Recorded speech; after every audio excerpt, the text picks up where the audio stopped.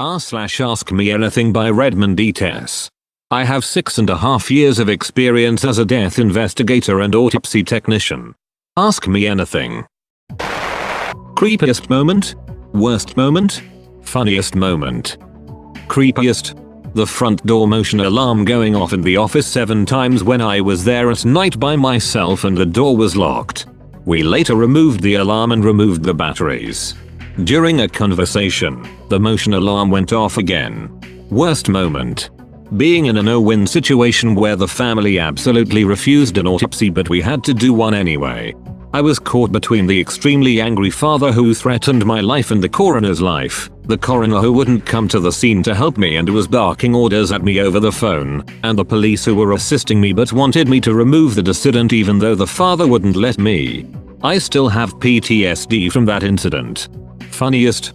Removing a hanging victim who was decomposed. He was extremely heavy, so my co-worker and I lifted him upwards while the coroner cut the rope to lower him down. The coroner had his mouth open and when we moved him, gas came out and went into the coroner's mouth. He almost threw up. How did you get into this kind of work and what certifications were required to enter the field? Advice and tips for prospective applicants. I have always wanted to do this since I was 10 years old. Some offices like the one I worked at require nothing more than being 21 and having a high school diploma.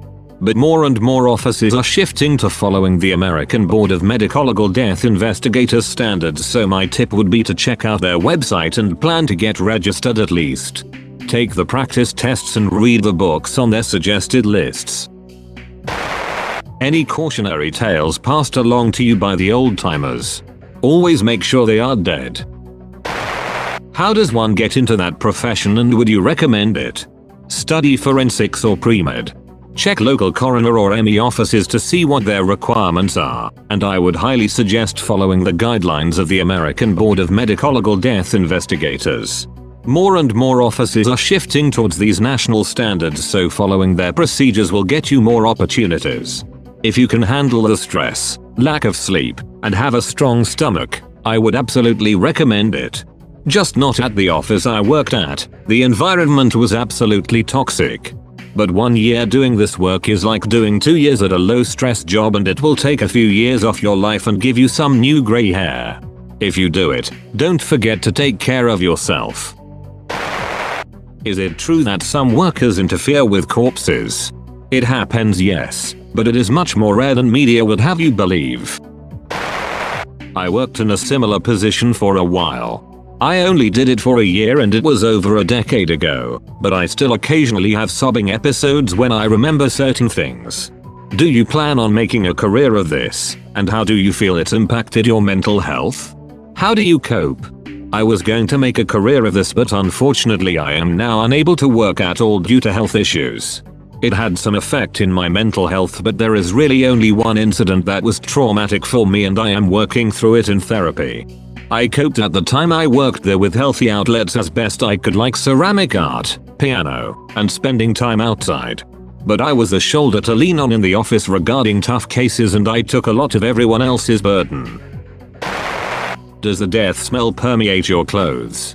Death doesn't, but decomposition does. On particularly bad cases, I would strip all my clothes and boots off in the garage and immediately take a very long shower. It permeates everything, including your nose and hair. Sometimes the smell lingers in your scent memories, and eating certain foods will bring it back. Favorite kind of cheese? This is a tough one since I am from Wisconsin and I have a very deep appreciation of cheese.